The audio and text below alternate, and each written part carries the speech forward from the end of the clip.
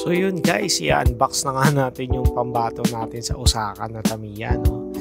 Ito ay hindi na mahalatang nagre-represent ng Pilipinas, no? Kitang-kita naman. Sa tingin ko, Pilipinas lang ginawa ng Tamiya ng ganito. Naghanap ako ng iba pero wala akong makitang ibang bansa na ginawa nila ng ganito. Ayan, may makinang kasama kaso syempre bibili tayo ng mas maganda.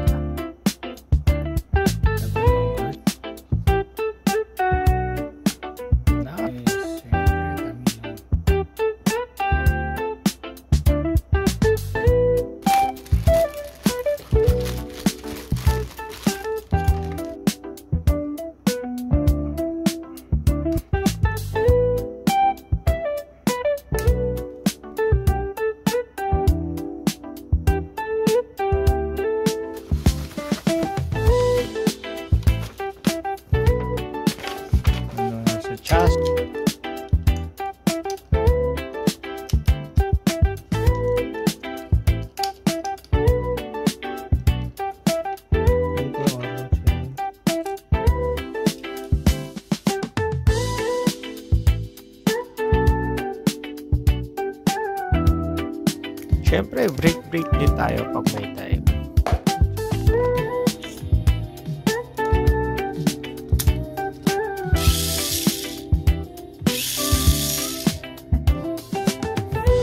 Ito ang pinaka-time consuming sa parte na to ng pagbibili ng Tamiya na to. Sticker. Favorite ko pa namang magdikit nitong sticker. Ay, naka.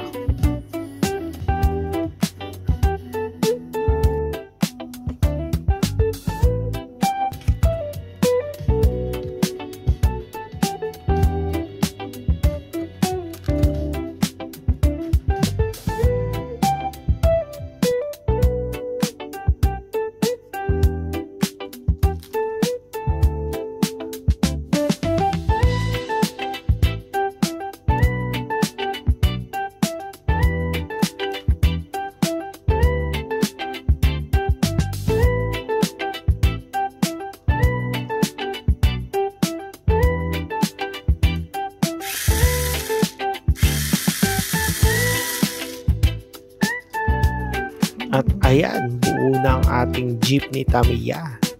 So, follow for more video.